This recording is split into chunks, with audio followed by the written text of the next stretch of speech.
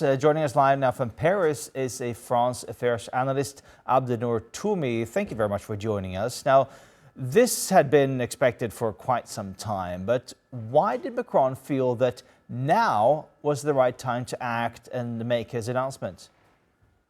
Good morning, and thank you for having me on the program. Actually, the decision of President Macron to finally declare that he will recognize a Palestinian state in the UN General Assembly next September was actually it's a strong message. He is saying no to the fait accompli that Israel has been enjoying for decades, and also to impunity. But above all is a clear message, actually could be interpreted as a diplomatic sanction to what's going on in Gaza Strip,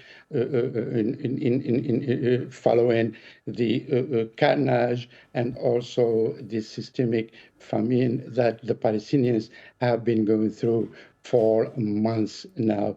So this is, in fact, it is unprecedented in President Macron's actually I would say, tango diplomacy, and particularly when it comes to his policy in Near East. But it's the continuity of the French trajectory that goes back to the 1967, when then President Charles de Gaulle has called for a two-state solution and was followed by President Mitterrand, a socialist president, in 1982 in his speech in the Knesset, and later on by the visit of President Jacques Chirac. So this led to actually very interesting. It happened. There is this recognition of the French by the French state to the Palestinian state. It happened in 2014, and it got a large majority in French parliament, both in lower and upper chambers. So this is, and also it goes with the humanitarian disaster that the entire world now is witnessing.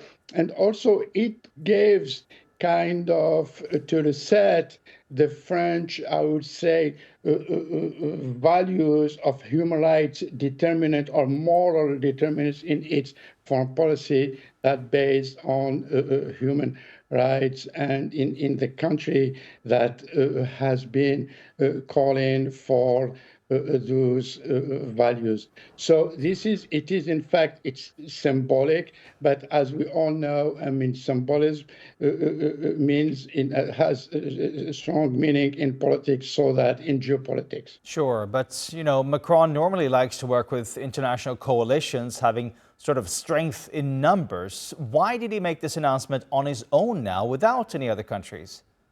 Actually, very interesting. I mean, to be fair to President Macron, he tested the water, and actually his last visit to England, and when he met with the British Prime Minister, Mr. Starmer, and it was actually an idea to go further, or I think the UK Prime Minister pushed for him to go further, even though there are some reserve from the Germans and so on. But there are other European countries, I mean, such as Spain, Ireland, and Norway, who are already recognized the Palestinian state. So, as I said, it is historic and symbolic, and which is interesting here is the first state Security Council, UN Security Council member from the Western state to eventually recognize the Palestinian state, and the first country member of the G7 members. So it is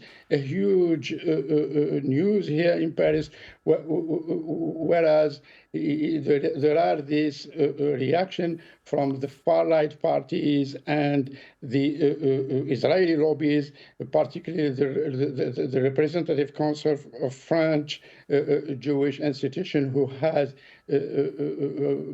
vehemently criticized this decision.